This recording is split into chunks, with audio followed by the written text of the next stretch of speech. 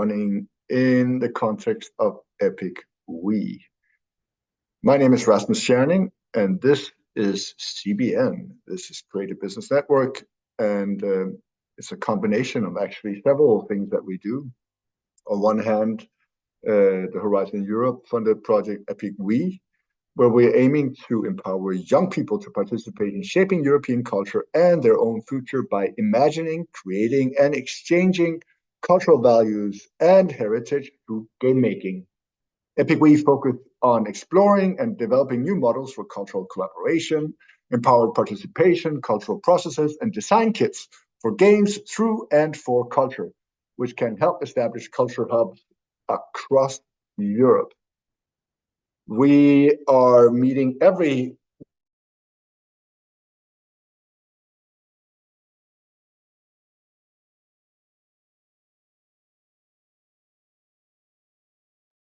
Did Rasmus cut off, or is it just for me? No, Rasmus. Okay. Okay, how unfortunate. Okay. We lost it temporarily. I'm just gonna stop sharing and I'll take it from what I heard last. We meet every Monday, 2 p.m. Central European Time. And after I'm done talking, I will put the link to the overview of all sessions so you can register and be with us every Monday at 2 p.m. We have 3 speakers today with us. I will introduce them before their speech, and I would like to give everyone like 2 or 3 more minutes to join and settle in, and then I will introduce Diana, our first speaker, and then we'll start with the program. And thank you for being here.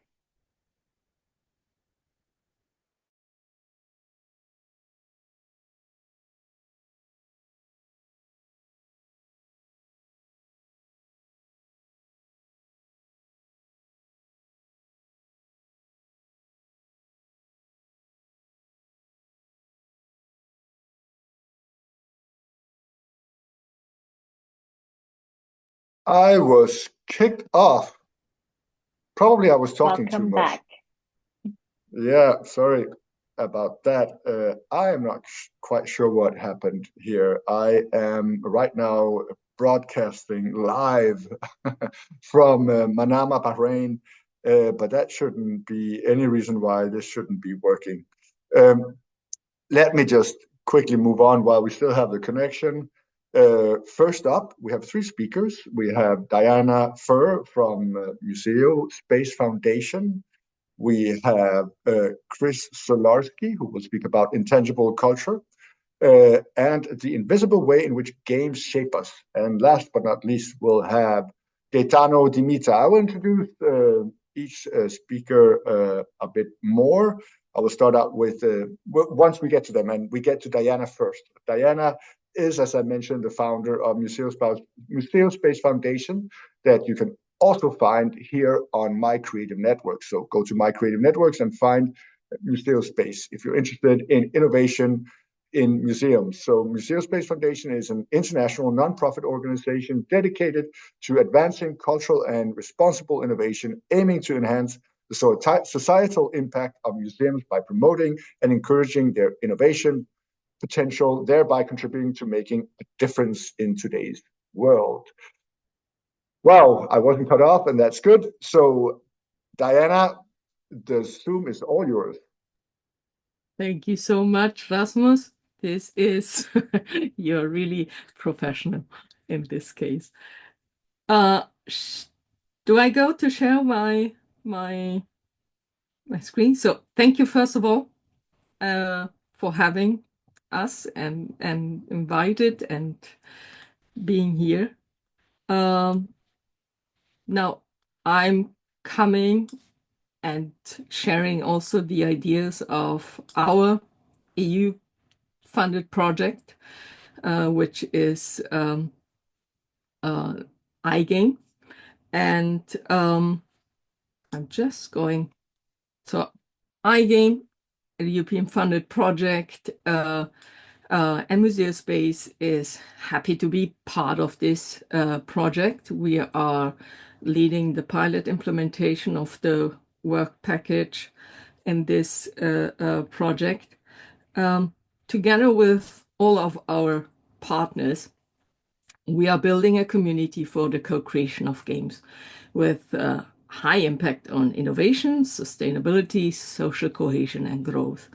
And what we do here is connecting especially the two sides of this not really diverse community, but not always aligned communities, which are in the culture space and in the gaming space.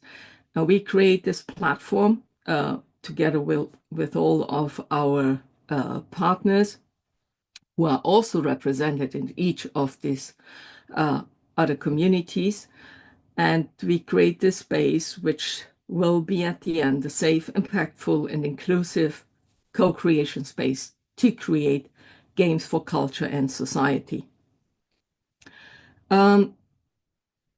We are doing this also. We want to create the first with the connection to connect all the different entities and the entire ecosystem through the Eigen platform. And this continues emphasize the importance of collaborating with diverse processes, as we know about the importance to involve the diverse stakeholders in the co-creation process. And it's not always easy, as we all of us know that. And we are, as we showed before, the co-creators are also in our ecosystem, represented through our project partners who are also in the museum. Maybe I'm going just shortly back with Museo de Tessuto, with Estonia National Museum, with KEPA, who are representing the textile industry. And we have on the other side then Neurogames, Unisystems, KEPA as well, and CERT. And we are gathering together around this arena and creating a space to collaborate together. Our impact, we want to create for sure a first level impact in learning, creativity, and inclusion with these different communities. So that, and we have identified already our impact through our impact monitoring dashboard, the outcome areas in the knowledge exchange, network development, which you can find here, so that at the end we can really co-create and of culture-enriched games, improve collaborations and fostering innovation and exchange knowledge transfer, as well as support human-centered technology development. We are at the beginning, or let's say third through our project development. We just did our research and needs and challenges analysis. And we started off also, or let's say the IT people started off to develop the platform, so that in the next stage, we will also start to engage with the broader community, so that at the end, together, we can create games on the platform. Now, if we are looking into our desk and field research, which we have done so far, and we are focusing on how games can be designed and implemented to serve educational purposes, enhance creative thinking, and foster inclusive environments that welcome diverse populations. This is really one of our main focuses. And this report will be released in short time also on the Eigen webpage. For example, the museum and textile industry the research was done by the partners from the culture field with Museo del Tessuto, Estonia National Museum, and KEPA. And we were focusing on the needs And the primary goal for the museum is to create engaging experience with their spaces. So that's for sure. And it's clear also that they want to enhance visitor engagement so that through the interactive gamified experience, museums can make their exhibition more engaging, which includes creating memorable but also shared experiences that visitors can enjoy together.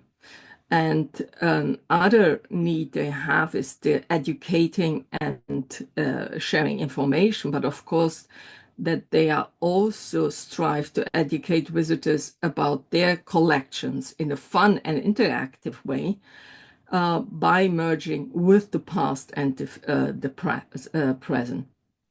Another point is fostering with the community engagement, as they are increasingly focusing on creating spaces that fosters conversation, social cohesion, and a sense of belonging.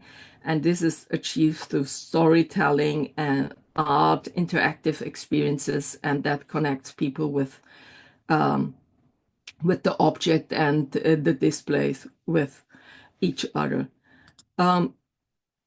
If we look at their challenges and how they can overcome it, as the role of museum evolved, so also the challenges they face. So co-creating with audiences becoming a new goal for them, but it comes with its own set of difficulties because bringing audience voices into the space and adapting to the expectation requires flexibility and creativity, and each museum face here really their unique challenges and in achieving all its goals. To meet these challenges, museums are leveraging a variety of tools and technologies from AR, XR, and we know them all. But they have to take care that these tools they use visitors are already familiar with and ensure that their interactive experience are intuitive and accessible as well. And on the other side, when the challenge of the museums are really on that to handle their lack of digital fluency, as museums are not really typically the tech-centered institutions, they have to handle also high maintenance costs of digital assets, as well as the let's say, reduced time and financial resources. Another challenge is the collaboration with the digital partners, as even if they are very important to collaborate with these partners, and it's crucial for museums to stay ahead of trends and meet the expectation of modern audience. But it is not so easy for them to connect and to overcome this kind of sectorial language barriers. And as we all know, to finding common ground between different sectors takes time and a lot of energy. And another challenge they want to overcome is also how to measure their impact and make their impact sustainable.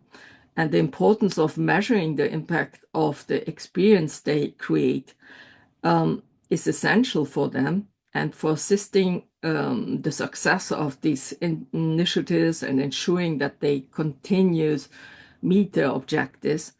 But by evaluating the effectiveness of their games and interactive experience, museums have to make data-driven decisions to improve and evolve their offerings as well. So if we look at that, and also to take into account that a significant trend noted for 2024 is the shift away from the overuse of smartphones within museum spaces and technologies per se. So unlike in 2012, visitors are no longer excited by merely touching a screen. Instead, they now expect real-time convenience with the constant use of their devices. So museums are responding by focusing on storytelling and digital physical interactions that do not heavily rely on digital screens. And that's why they're adapting to changing trends like theatrical tools and role playing, using elements from theater such as role playing, music that brings history to life, or they bring in escape rooms and treasure hunts as these activities encourage visitors to engage with exhibits in more playful manner, making learning also an adventure, and simply games with digital physical interactions. That's what they are looking for. They're the museum shared a common approach, and they keeping things simply. They really try to keep these things simply because, as we were saying already, it's really based on their challenges with the technology as well, and also on their financial restrictions. And this strategy ensures that visitors remain engaged.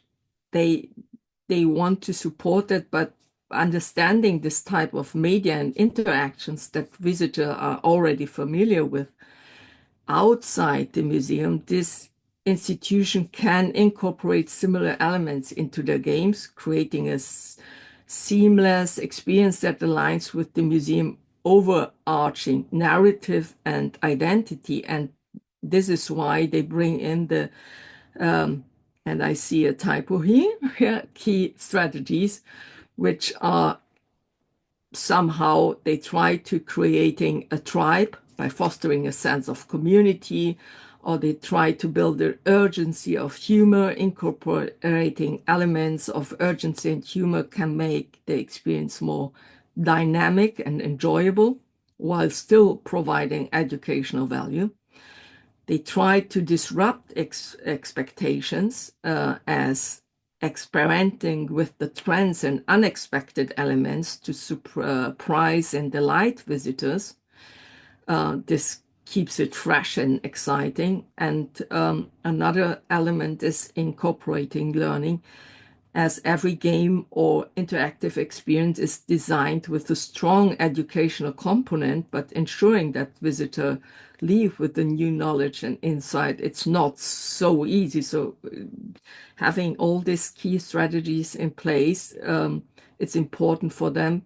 And also the familiar in getting a familiar inspiration by utilizing spaces, platforms, and tools that are familiar to visitors, so that a safe environment for exploration, learning, and creativity can be created. That's also a key strategy they put in place. And if we look now at kind of best practices, we have here the National Gallery of Art, and with Brushter, who was a physical digital art toolkit for kids developed by the National Art Gallery. Why they popularized lack of robust data tracking, they could see that it's not really working. And in response to that, the team led by Rob Boards conduct a comprehensive usability study in 2020 and leading to the game evolving into this paint and play. So a multi-touch interactive art experience designed to foster social interaction and creative among children and their caretakers as well, parents. The new interaction, which includes physical elements like an easel and brushes, not only retain the tactical joy of art making, but also expands the accessibility with a digital version available online. And by connecting the tools used in paint and play with actual artworks, display in the gallery, the exhibit creates a seamless, immersive experience that extends beyond the museum walls, which is always important. We have another best practice, which is supported by Fable Vision Studios, who showcase that effective interactive museum games can be built quickly and affordable, encouraging others to experiment with their own limitations and bring a fresh perspective on rapid prototyping. So Fable Vision have an over 15-year career and expertise, and they have developed numerous interactive experiences for museums and demonstrating the futigal, that's a kind of new wording for this blending digital and physical together. This kind of projects do not always require expensive resources or timelines. And by setting clear parameters, goals, resources, or restrictions, that teams are able to deliver fully functional prototypes in as little as 13 days. So they can really reduce it and bring it down quickly to the ground. And one example is again Grabbit, which is developed for the Reitberg Museum in Switzerland. Sorry for this, which uses Rifted text to create a physical digital quiz game for children. And these games underpin rapid prototyping stages, initially using basic materials like carbon board and foam before evolving into a robust exhibition. So the approach shows that even with limited budget, museums can create engaging vertical experience by embracing a prototyping mindset. And here's another example who was set up by Sherlock in the Rijksmuseum. And they developed an escape room in one of the most secure museums in the world, Rijksmuseum, and created a large-scale game inside a worded gnome building that truly immersed players in the story. So Sherlock connected the story around Rembrandt and artists who copied them. This is an example to getting really diving into it so that visitors are starting to look also at other places and to discover other things, not only what they think they are interested in. And their challenge, so Sherlock's challenge is to design games that are challenging enough, but on the other side, not too much so that players are not getting discouraged. And this is also a point by all kind of game developers. But the most important takeaway was to stay close connected with the co-developers. So with the museum, with the game developers, with the visitor. And as museums continue to evolve the fusion of physical and digital experiences, it is not just an option, but a necessity for creating meaningful, lasting connections with visitors by exploring projects like we have named just now, Paint and Play, and Grabbit, and Sherlock. And museum professionals can then find inspiration to rethink the role of technology in their exhibition. And the future of museum interaction lies not in choosing between digital or physical, but in harnessing the power of both to tell rich, more compelling stories. And now we with iGame would like, and we will support this definitely in the future, but there is time to come, and we will tell the story afterwards more and in more detail as the project develops. And yeah, thank you very much. And I tried to be as You were perfectly on time. Very good. Thank you, Diana. And excellent. And by the way, you guys, while we're getting Chris Solarski ready, if you want to just share in the chat your where you're from, for example, your LinkedIn address, and also why you have joined the session, that would be great. So this is a shout out to the participants in this session. As always, we'd like to know who's with us today and also why you're with us. So welcome to be active in the chat. It's been a bit peaceful there for the moment.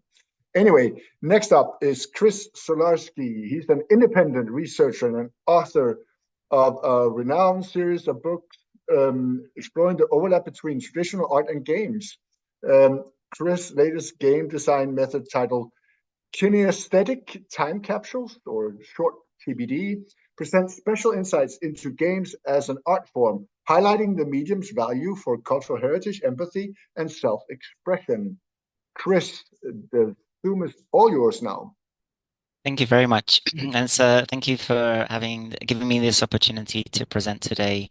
My presentation will be slightly different from Diana's fascinating kind of overview of the landscape of kind of games in museums.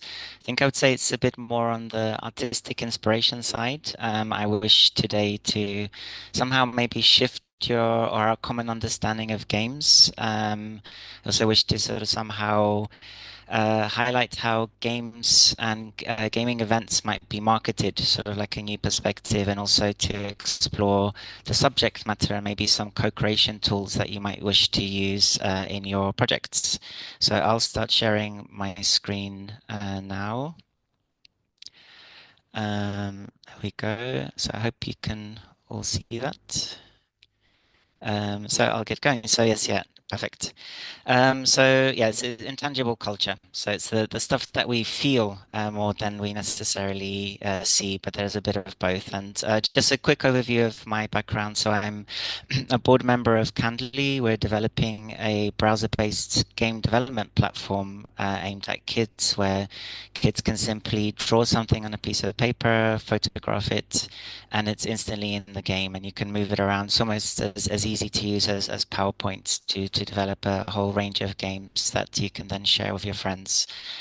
Additionally, my background is very much in art that came before the game design, and I'm the author of Drawing Basics and Video Game Art, which I'm very proud to say was translated into Japanese and Korean. And in that book, you might have a Michelangelo one page and a Mario on the other, and the idea is to sort of inspire aspiring artists to learn about the Gestaltung, the traditional arts foundations, and how they can be applied to more meaningful game experiences.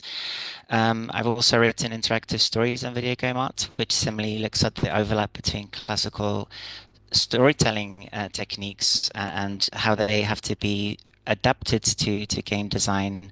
And as was just kindly mentioned, that my latest work is Kinaesthetic Time Capsules, which is specifically at game design. It's the interaction design. But with still these roots in classical art and classical design techniques, and what can we learn from our past.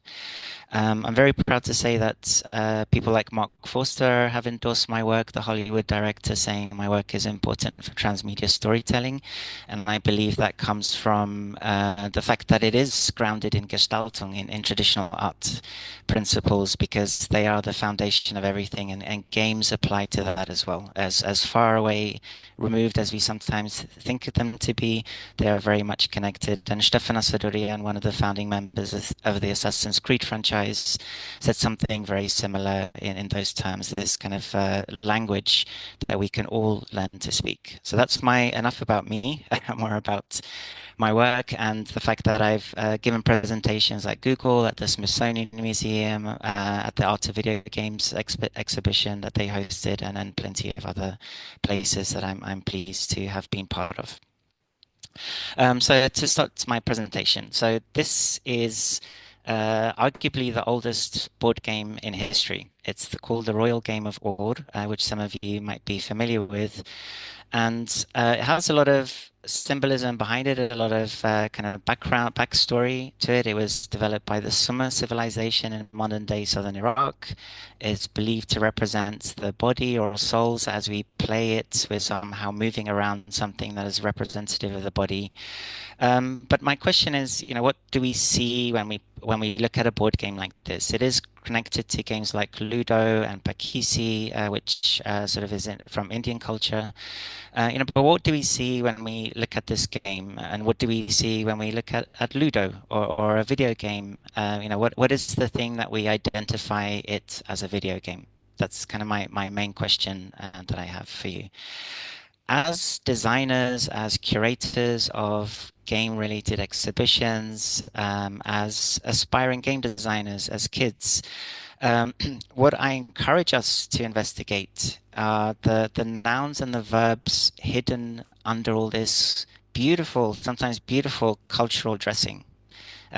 Like we see in the Royal Game of War. I just have a replica of this game, but it's in no way as rich and textured as this one. But what do we actually see? And when we come to the nouns and verbs, what is it about? When we come down to this architectural structure of the game, and we have these tokens which are cylindrical in shape. You can kind of reset your enemies or your opponents' pieces, so they have to go all the way back to the beginning, like in Ludo. You have safe squares, these objects, and we roll the dice, which are in this case tetrahedral. So they have a very different feeling in our hands. And this is very important. In game design, we are often doing gray box blockouts of our video games, a white box. So these untextured games, which are just made from simple geometry. And then the decorative element comes afterwards.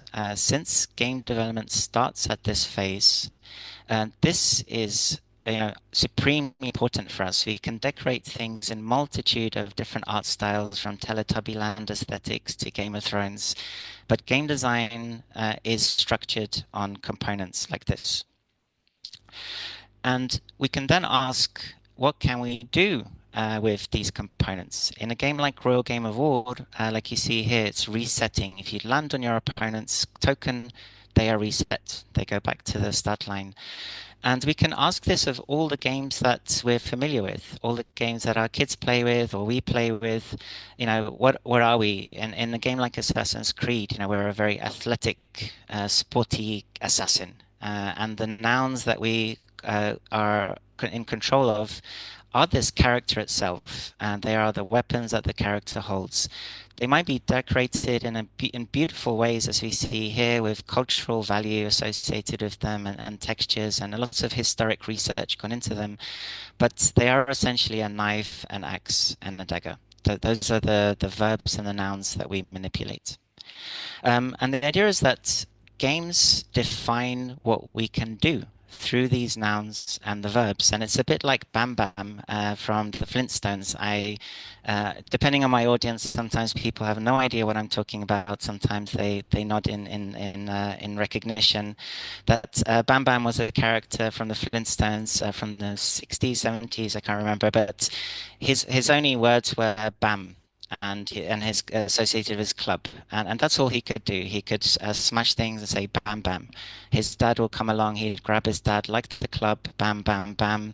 An alien would come, bam. And that's all he could do. And that's a good way of thinking about games. If we give someone a club, all they're going to be able to do is bam bam. If we give them a knife, all they can do is use that knife. That is their expressive means.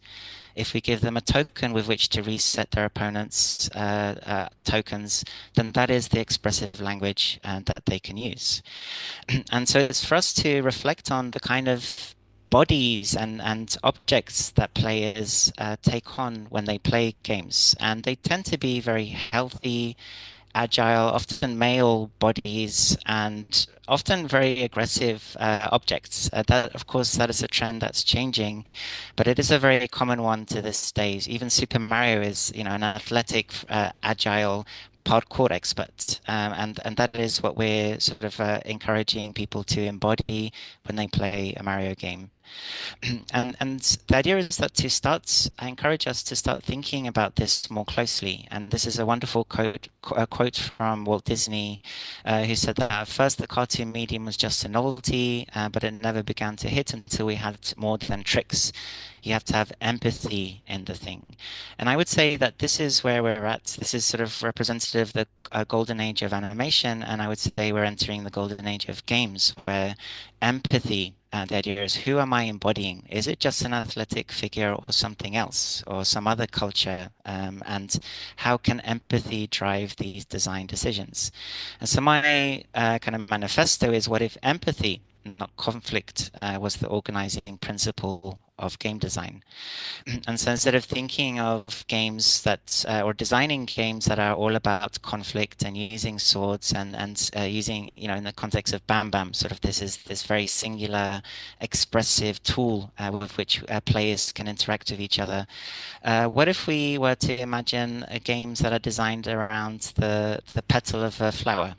Or what would it be to embody a hole in the ground? These seem like ridiculous suggestions potentially for you in the audience, but there are in fact games about being a leaf, a petal of a flower. There's a game called Flower by that game company, in which you float along on the breezes. You have to collect more flowers as you go. And this is what we embody. This is what players are. Is changing the way they behave and their expressive possibilities within this game world. There is a game about becoming a whole. It's called Donut County, where the whole grows bigger and bigger. Be a whole is the motto of this game. And as the whole gets bigger, you start to sort of mess around with this environment, and it gets more and more annoying for the citizens and more fun. But the idea is that there are games that are emerging, that have already been published, that are still emerging about, what is it like to be in a loving relationship and go through the conflicts of those things? What is it like to be parents of a child who was born with terminal cancer? These are games which are far removed from this athletic, male, agile, parkour athlete. And this is actually that Dragon Cancer is based on an autobiographical experience. The designers of the game actually lived this, and you play through the highs and the lows of this experience. Again, asking first, where is the empathy in the experience? Who are we encouraging our players and our co-creators to imagine their players will be embodying? And there's even the graveyard, where you embody an elderly person, and your only objective is to reach the bench at the back of the cemetery and sit down.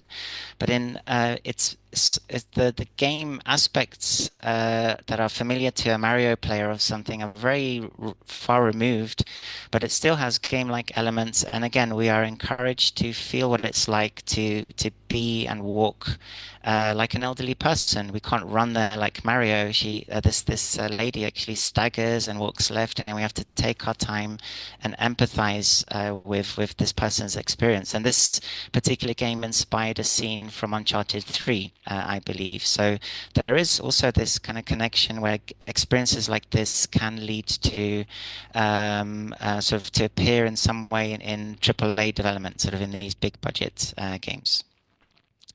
And so I want to highlight this empathy aspect, or sort of like dig deeper into it. And I do this by highlighting that when we analyze games and the movement that happens within them, or when we analyze the movement that happens outside, around the game, sort of in front of the TV, in the museum, what does that space actually look like? It's because we have a video game or we have a board game, but it's having all the time a very curated influence on the players. And there's a fascinating study that was featured in the New York Times, and it said that, each match is very complex and unique. There are certain patterns that emerge over time when we analyze a game. And these are the patterns that were revealed in sort of 10,000 games of League of Legends. And they realized that the games have a very particular shape of player movement. And we can see this in sports. This is like the most visual way that I could find is by looking at time-lapse photography of the high jump or the diving discipline in swimming. There is a sculptural value to each sport, and the way it manipulates the body, the structure that our body takes on, and the twists and the turns that are required of us to participate based on the rules, the spatial design, and the objectives of each particular discipline. And we can see this start to be visualized through sort of rotoscope example here of the ballet. Sort of what are the patterns that the ballerina is drawing in space, or in fencing, what are the shapes that the two opponents are drawing in space. And this is very much related to games as well. So a colleague of mine, Elon Rao, did a similar study to the one from the New York Times, where he analyzed over 100 games of League of Legends, and he was kind of drawing or mapping the mouse movements of the players. So what they were doing in physical space in front of their TV, on their desktop. and we can see the pattern here. He turned this into an art installation, and we see that it is a repetitive gesture. There is a signature movement to League of Legends. And so it doesn't matter if there are maybe 700,000 players playing League of Legends at any one time. They're all having very unique experiences, but there is something very powerful in the physical activity that they are performing. It's a highly curated experience of this bottom left to top right gesture, this pattern, this physical signature, the kinesthetic signature that they are performing. So I often liken it to American line dancing, where everyone is sort of aligned in one series of lines, and everyone is performing the same gestures, the same twists and turns at the same time. It's sort of like a choreography, a mass choreography of movement. And the idea is, what can you do, or like what to identify games like Journey in this context? So when we see a beautiful game like Journey, what do we associate with Pac-Man with as a video game experience, or Vanquish? The idea is that I encourage you to start to look at the kinesthetic effects that these games have. How do they affect players in front of the screen in the physical space? And I often do kind of analog studies of games, gameplay footage with my students. So the idea is that we look at someone playing the game and we draw sketches of what is the player doing with the analog stick? How are they moving around based on the rules and everything that is associated with the game environment? And the drawings often come out looking a bit like the Sophie Taber-Arp's sort of drawings for Journey. It's very fluid and dynamic. Pac-Man, of course, is up, down, left, right. Vanquish is zigzagging around the space. And this is not, it might be very funny or like whimsical to sort of think of Pac-Man and Mondrian, how does that work? But the idea is that this is exactly what the players are doing. They're moving up, left, right, down, that the constraints of the rules define that. And the idea is that there's even a game called Pac Mondrian. So a team from Canada took a Mondrian painting and they added Pac Ghosts, Pac-Man, and you are invited on a very kind of subconscious level to move like Mondrian actually did when he was designing his images. He was, of course, also moving along these structures, up, down, left, right. So there is a physical empathy, a physical connection to the actual artists, no matter how hidden and abstracted it might be in the actual video game product that you eventually produce. But there is that powerful connection where we can bring paintings and game design and interaction together. And so my question is, can games transport the memory of the designers' bodies and sensations? And I think in this context, or with the examples I've given you, I would say that's a resounding yes. And there's a beautiful quote here from Elizabeth Sampat, who said that instead of looking at techniques other artists have used to create an emotional response in others, it is useful to look at techniques artists have used to create an emotional reactions in themselves. And this is exactly kind of deconstructing classical art and seeing what was the process, how can we gamify that and turn it into a new experience. And so just to sort of like some closing statements is again to think about these objects again, sort of what personally meaningful objects can be brought into the game experience. And this might be an interesting concept for the subject matter or sort of the format that some of you might wish to organize in a museum context. What does a feather symbolize for you, or a special stone, and how do you use it? Like the minute you start to play with it, you realize they have very different physical properties. They move in very different ways. And these already generate ideas for games. So of using, real world objects. And this is the method that I use often is starting with paper prototyping, creating board game like experiences, but often with a performative aspect. So using a big space and trying to become the objects that we want people to later embody in a video game context. And the idea is that there are so many objects around us that have not been gamified. We focus again on athletic, male, agile parkour style bodies. And this is a wonderful exhibit from Catalog by Barbara Iwins. She photographed close to 13,000 objects in her home over a period of a year. And we can see there's so many sensory objects that we can turn into game experiences. Sort of like this is what we could become. What is it to embody a shoe, a sofa? How do we turn this into a game-like experience? Or the artwork of Peter Menzel, who looks at sort of different households around the world, people surrounded by all their possessions. And again, it's to look at what makes one house unique from another. What can we take and sort of gamify that is, very meaningful to that particular person. And how will the rules and game mechanics and that object itself, the physical properties, affect the player's physical experience. And these are just two examples that I oversaw as a workshop that I managed, where Harshiel developed a game based on the Shagun Ka La FIFA. It's sort of a gift envelope in India where you give gift money on a person's birthday. And there are so many powerful cultural associations that Indian people have with this. And he designed a game around it. The minute people picked it up, Indian people picked it up, they understood the emotional value. And there was, there's a game was developed based around that we, people who are not associated with, don't have strong connections to Indian culture can also live through an experience. Or Adrija, who created a game using a rice from Bengal, which is her homeland. And it was using the tactile value of those of the rice, and she created a very powerful sort of like experience around the table that could easily be turned into a video game experience. And so going back to the real game of Ord, what I find powerful again is that it was like the Fortnite of its time. It was playable all over the world. There's been copies found in Crete or as far as Sri Lanka, and the idea is.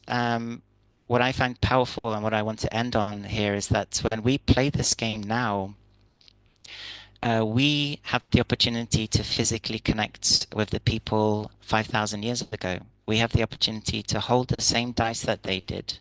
When they roll the dice, that we are reliving the same actions that they relived. When we move along this board using the same rules, admittedly interpreted from very vague text, then we have the opportunity to feel what it was like to be a person 5,000 years ago. And I find that a very powerful idea in how we can sort of present games in a museum context and link game development and game design sensory experience to classical art and these classical settings.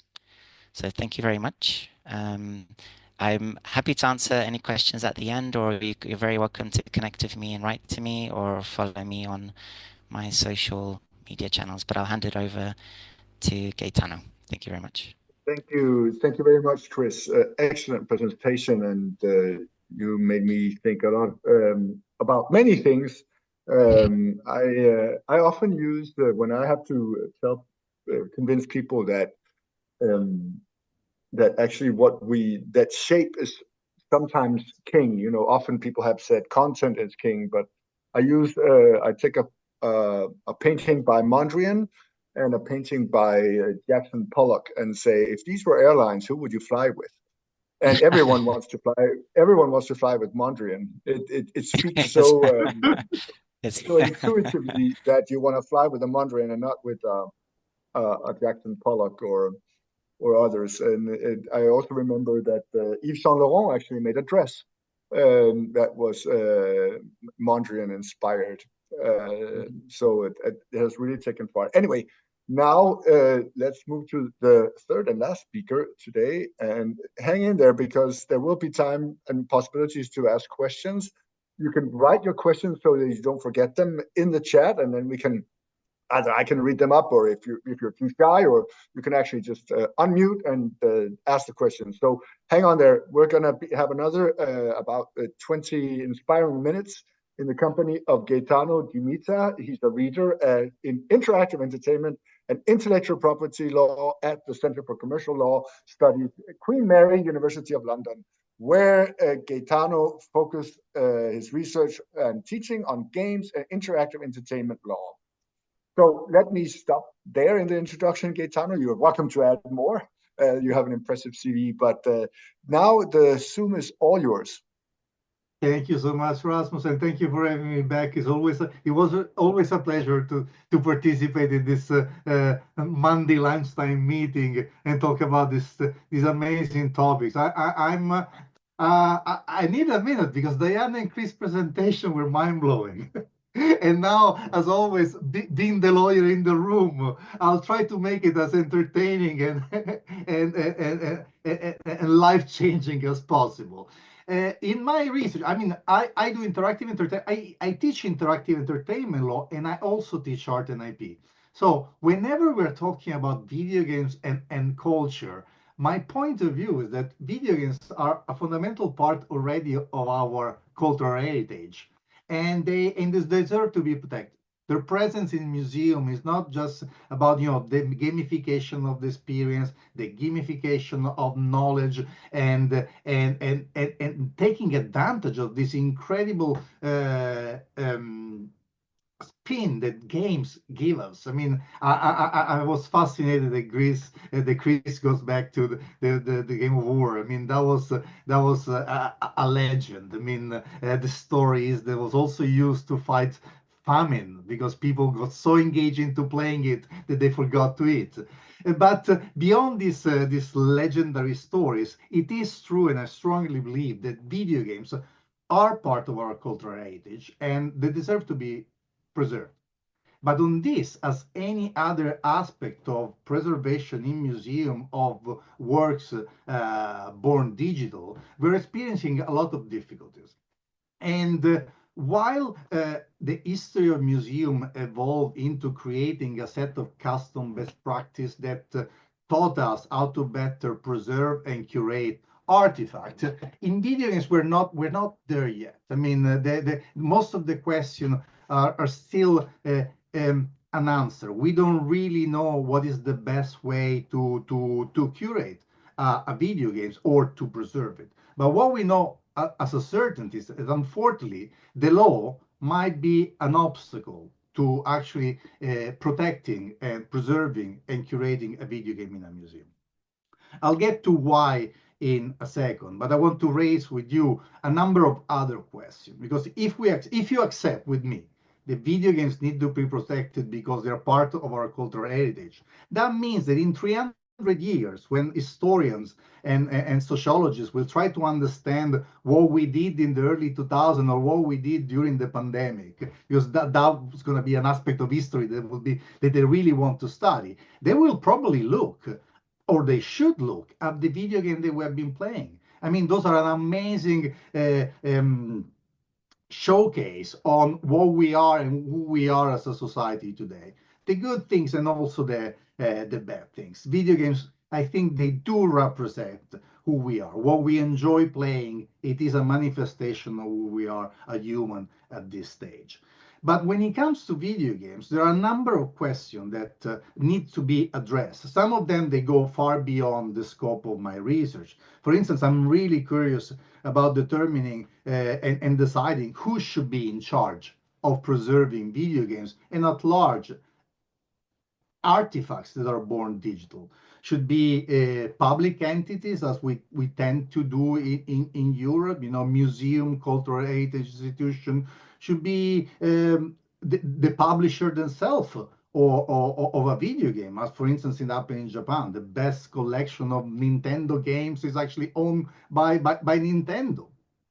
Or should be private entity, private collectors that decide and expose and curate video games because it's part of their personal interest and what they want to do with their time and with their money, as it happens to be in the US. Because determining who is gonna decide, who is gonna preserve video games, consequentially determine which video games do we preserve. That is another very interesting question. When it comes to a format, a media, a form of creativity, such as video games, in which we have like mobile phone games, probably the numbers are 200 or 300 games per day being distributed globally, how do we decide and who should decide which video games we're going to preserve? Are we going to preserve only the video games that are very successful and that we like, or are we going to preserve video games that they actually give a message, or they're doing something new, or they're having an empathical impact on their players? But these two questions are far beyond what I'm qualified to talk about, and of course there will be differences because in different jurisdictions, different countries, there are different history of preservation and creating, different history of how museums were formed and how museums are maintained and run. So we will have, from a global scale, probably different approach on who is preserving, what are preserving, and how. But the how is the area in which my research is focusing the most. First of all, for preserving video games, museums need to have tech expertise that they normally lack. So while acquiring an artifact and including in their collection doesn't involve any particular tech knowledge, when it comes to video games and artifacts born digital, there is a level of expertise that the vast majority of even the big museum they lack. And at that point, we can divide actually in two different sections the entire industry of preservation of video games. The first one is traditional museum preserving video games. They tend to be large institutions, they tend to have a legal department, they tend to have expert and support. And so there is a tendency for them to preserve some video games. Curiously, one of the best collection of video games is from the British Library here in London. Why? Because in the 80s and 90s, they were collecting magazines. In most of these publications, sometimes there was a floppy disk. Now I'm curious to know how many people remember floppy disk in the audience. And so they ended up collecting a lot of video games without actually aiming at that. They were collecting publication and magazine and eventually included video games. Another great collection is from the Victoria and Albert Museum that organized a number of expositions connected to video games in a particular from a particular point of view, because the Victoria and Albert Museum focus on design, focus on art. And for instance, one of the expositions they organized included showcasing, the stream of the video game industry. I mean, how misogyny is represented in video games, how racism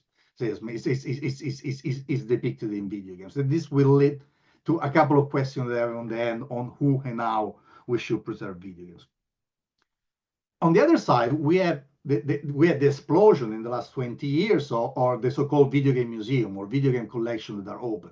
And on that, of course, we have this amazing example of the Strong Museum in the US, in which they are collecting actually also from the technical perspective, they are maintaining some of the video games to be able to keep playing them in the future, and a lot of very impressive national experience that we have here in Europe. But most of the time, this video game museum, they are not actually registered as cultural heritage institution. And this creates some problems, and I'll discuss it down the line. The second problem with how we curate this and how we preserve video games is actually determining what do we have to do with a video game in order to preserve it. I mean, if you get a statue of a painting, you put it on the wall, you put it in a box, and that is the preservation of that particular artifact. But how do you expose a video game in a museum? Is a video of someone playing the video game good enough for the creation of the artifact? Is it actually transmitting more or less what Chris was trying to transmit? I mean, what you feel when you play the video game, how you interact with the option and the possibility and the freedom of lateral freedom that you have inside the video games. Probably not. Just having a YouTube video of a playthrough of the video games, that's not the right way to preserve the video game. Probably playing the video game would be the best way to enjoy a video game in a museum. But even at that point, is playing the entire video game. Because how many people at the time to go in a museum and spend 300 hours to get through the entire experience of a video game? Is the museum entitled, should they create some demo version, 5 minutes playable of that video games in order to understand in the future what was the experience of playing that video games? And is it something that we can actually do? Is in 100 years a demo World of Warcraft of 10 minutes will be able to transmit what was how it was to play that particular game, especially in a time in which there were like 19 million players at the same time? Can we transmit the emotion of playing Fortnite when you're 14, when you create a demo of Fortnite in which you're actually playing by yourself and not in the battle royale? But however we want to preserve it, we need to do something with the game that is much different than just buying the artifact and putting it in a museum. And that's where my area of research mainly focuses on, because copyright in most of the scenario and in most of the jurisdiction might represent an obstacle. When a work is protected by copyright, or in general protected by IP, could be also trademarks, could include some personality right, could include some design right in the video games. Generally, we have designed some limitation and exception in order to allow for cultural institution, museum, and archives to preserve them and to curate them. But these limitation and exception are designed with the traditional artifact in mind. So a lot of the activity, porting, modding, creating demo, changing the game, modifying the game in any force, they are not actually covered by limitation exception. And this put museum and video game museums, remember, some of them cultural institutions, some not, in a very tricky position. Because most of the time, to properly preserve and curate a video game, they have to infringe copyright. And this put them in a very dangerous position. Of course, the big danger is to actually get sued by the publisher or the developer of the video games they are creating and they are preserving. That is rare, almost unheard of, because of course it is a badge of honor to be included in a collection in a museum for a video game that is still running. But especially when museums are risk adverse, and they need to be risk averse, especially if they are registered cultural institution or if you're getting public grants, we might risk that because of this lack of clear limitation exception in copyright, some museum might prefer not to preserve video games or not to preserve particular video games.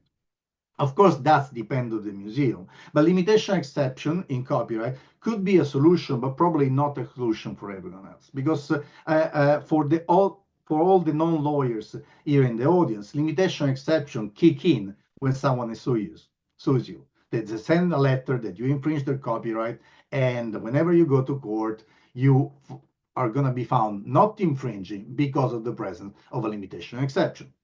But of course, this already involves some cost for the museum.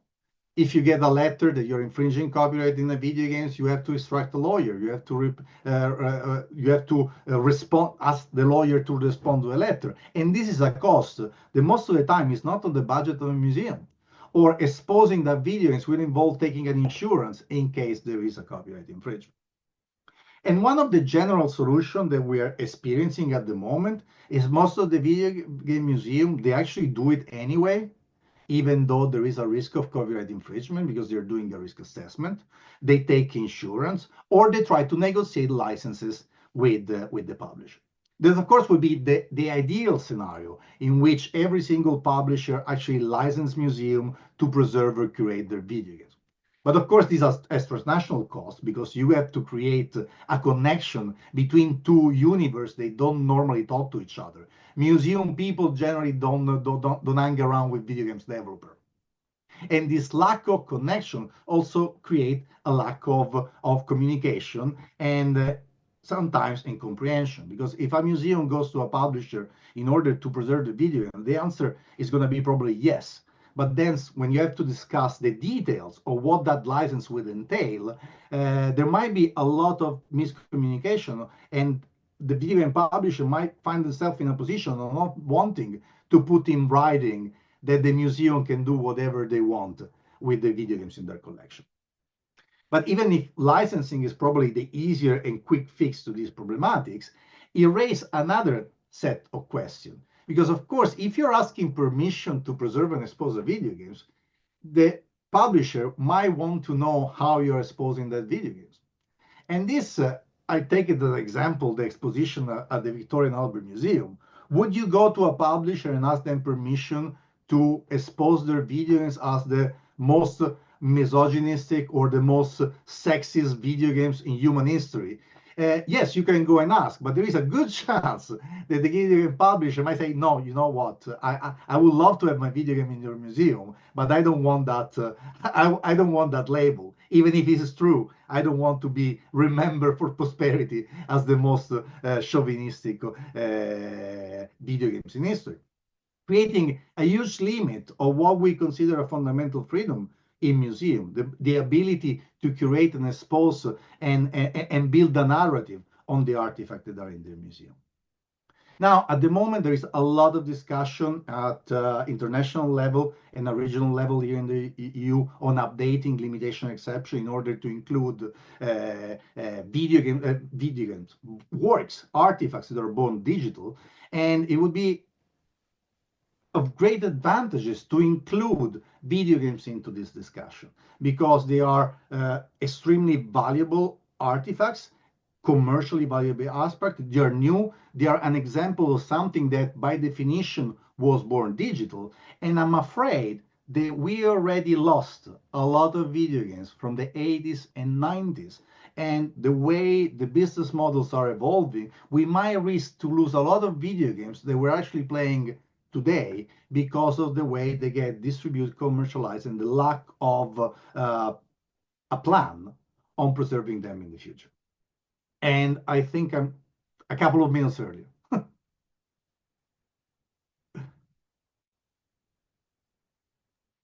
Thank you, Gaetano, for this introduction. I kept thinking about, what kind of games, where we have already, physical games from the past where we look at it and we're like, how was this played? Because it hasn't been recorded.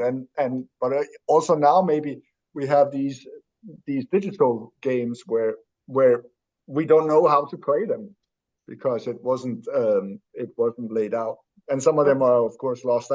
I'm so old, so I still remember when it was fantastic, the fact that you could play kind of tennis. You would move this cursor back and forth and you would bounce this ball against a wall.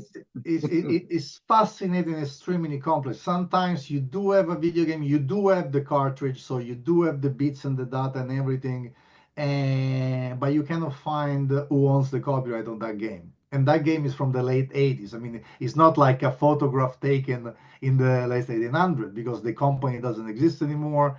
The authors of the game, they didn't put anything in writing. And if we don't find a way to protect museum from risk, there is a high probability of just losing those games. And indeed, they're only being preserved if they're played.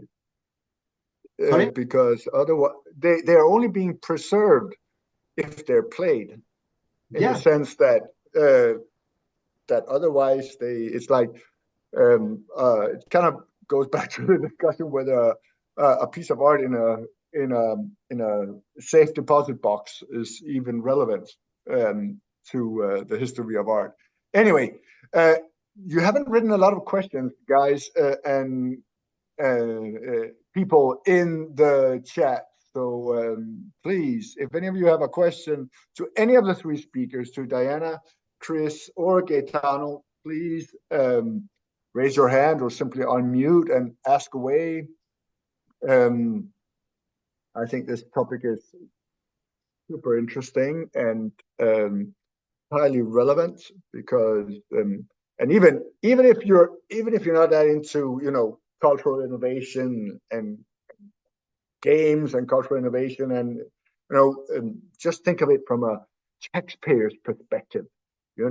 Most of these or many of these museums are publicly funded. Should they only be for the elite, for those with resources, or should it be for everyone? So we need to find new ways of innovating both what it is that we show and what is relevant, but also how we do it. I think that's really really interesting for all of us, even if we're a user or not. So anyone, I can't really see if there should be anyone here with questions. I see we have a lot of relevant people. If there aren't any, I can go with a question.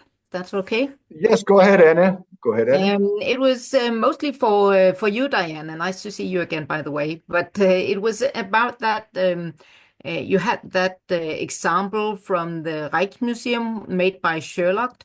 And first, I just thought that sounds so great. I would love to go and do that. But then I also had this query about how much sort of how to say it, if it gets to be too much of an experience, a game, instead of being a visit to an art museum and looking at art, and how you see that balance of, on the one hand, trying to engage visitors, but on the other hand, not making gamification and things like that sort of become, well, more of an experience than the museum itself.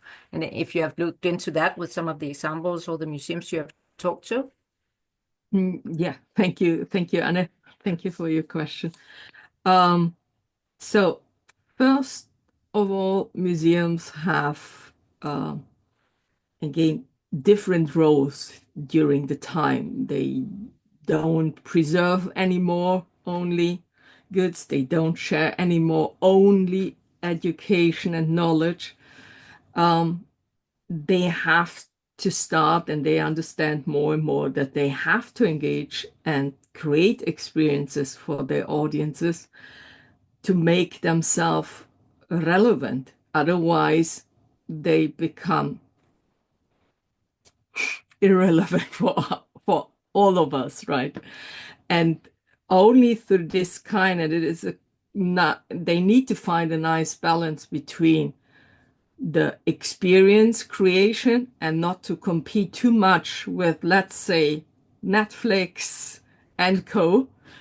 How they can still create experiences with their own objectives, with their own spaces in a valuable way.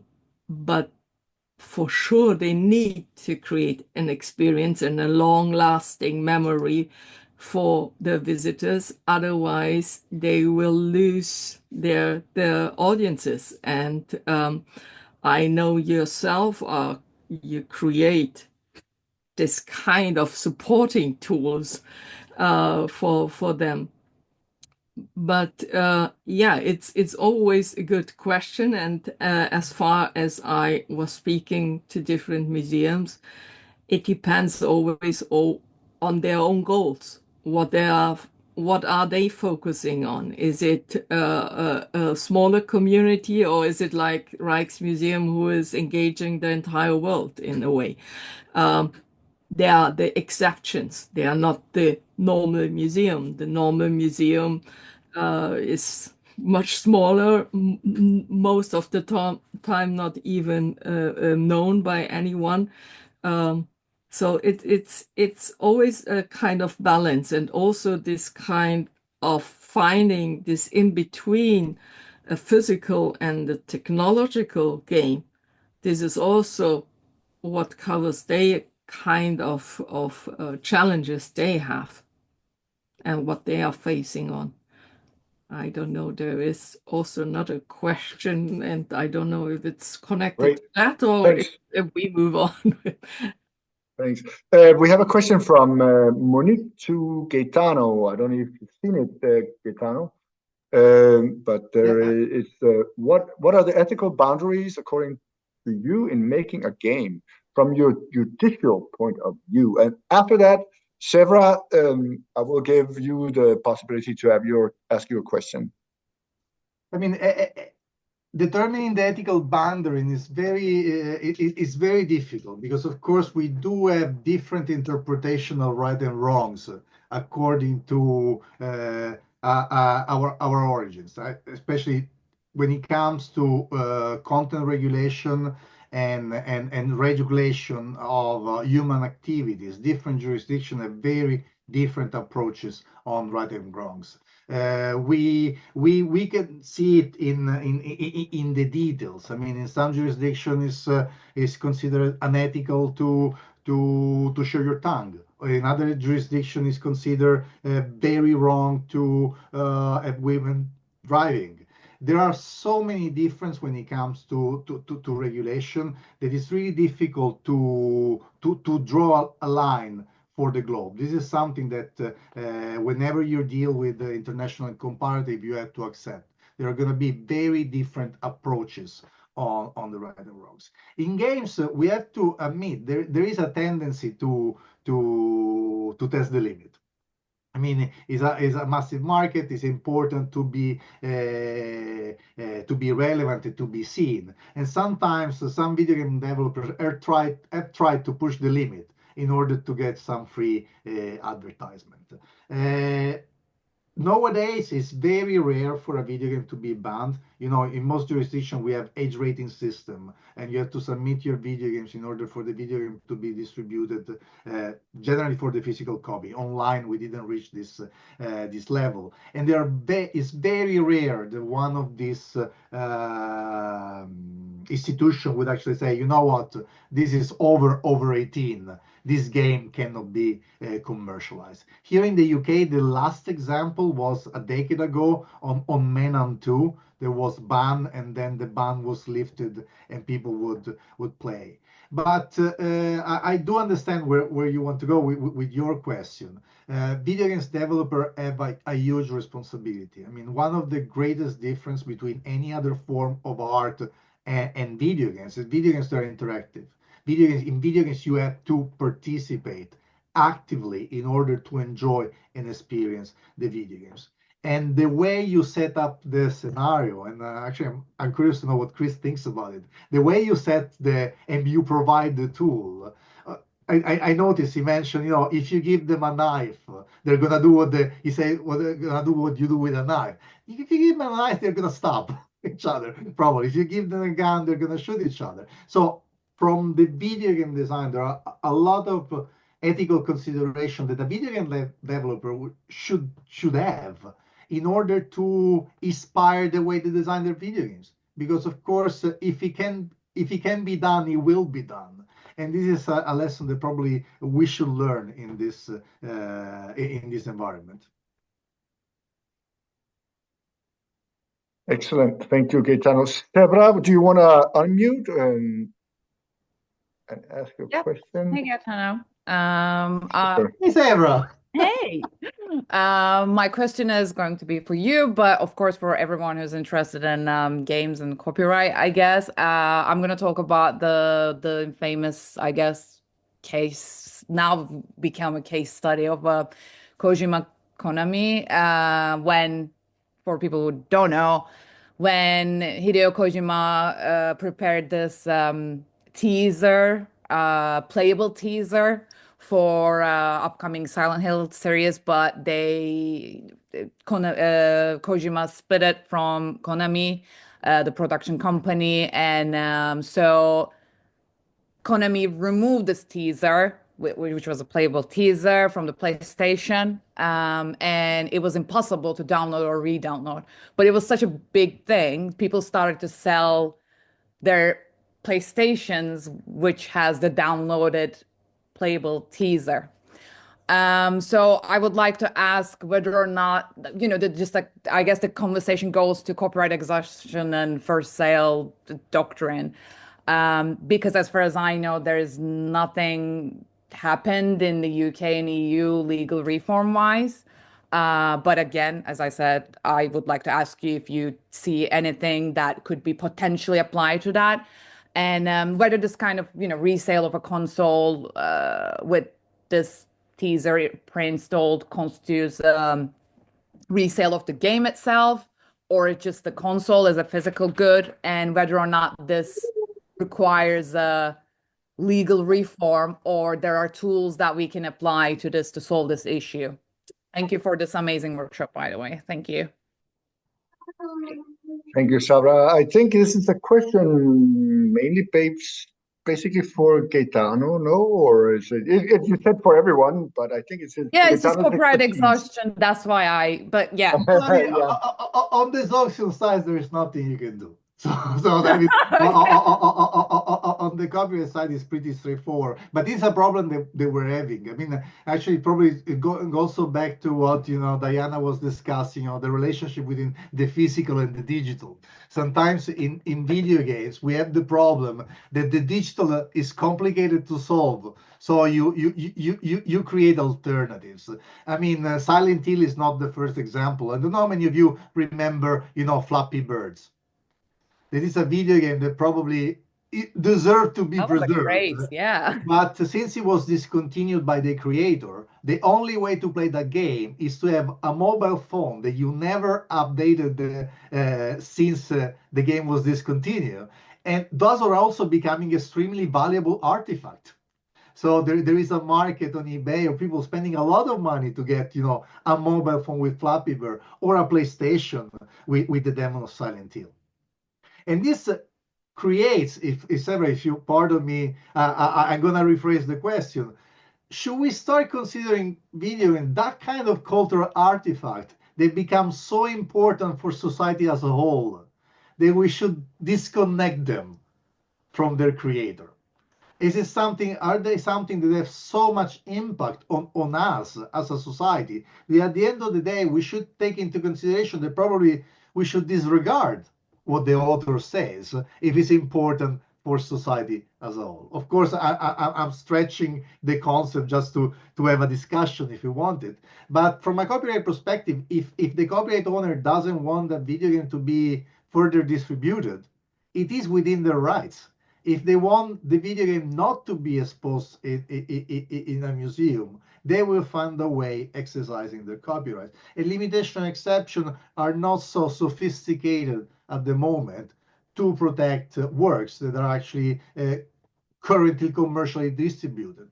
The argument would be, no, I don't want you to have that demo because you're going to reduce the sale of the video game when I launch it. That is going to be different because the authors of the demo is not involved in the video game anymore. So there are good arguments on both sides. It's something that from a policy perspective, we should probably take into consideration. And someone will accuse me of exploitation and Sovietization of copyright, but I'm leaving the question open for the floor.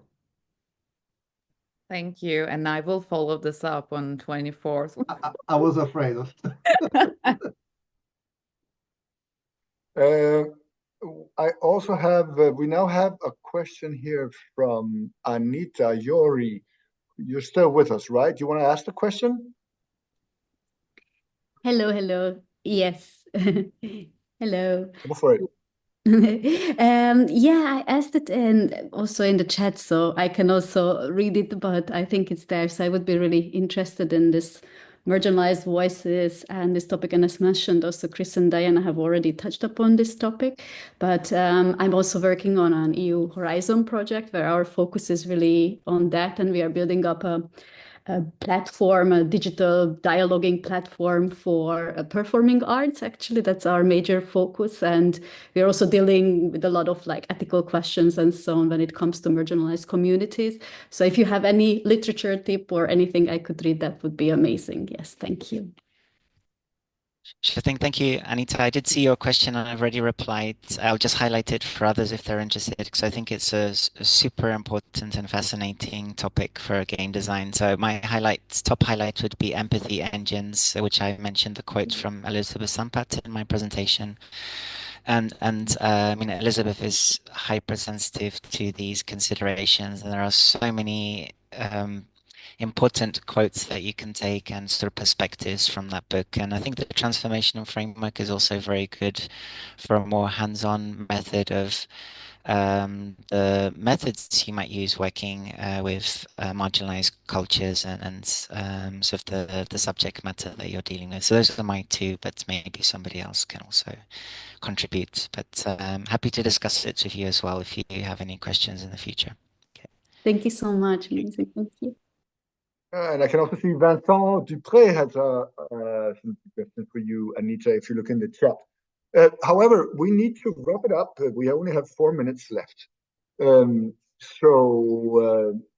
would, yeah, there's another tip there for you, Anita, in the chat from Vincent. Merci.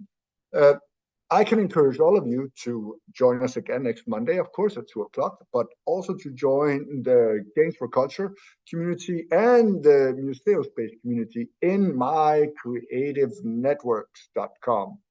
We are trying here at Creative Business Network to establish a network of networks where anyone, you can have your website there, you can have your own community around what you do and develop all that in my creative network. So kind of like a LinkedIn, but free from all the noise of non-relevant stuff.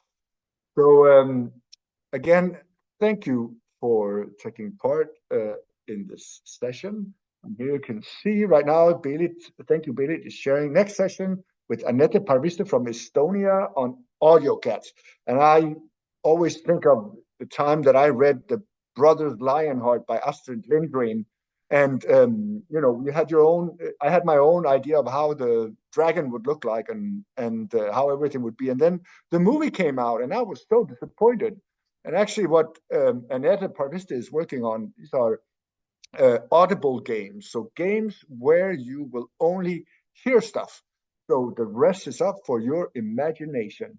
I think this is really an interesting perspective. You know, how often have we not been disappointed when we saw, so that was the bad, you know, evil thing. But anyway, thanks a lot, all of you. And especially thank you to Diana, Chris, and Gaetano for speaking with us and being part of it today, and to all of you for participating. Please sign up. Please spread the good word and be part of our next couple of capacity building workshops and webinars. And if you have some interest in other series, let us know. You know, we're in there for it. Merci beaucoup. Thank you. Vielen Dank. Efraisto.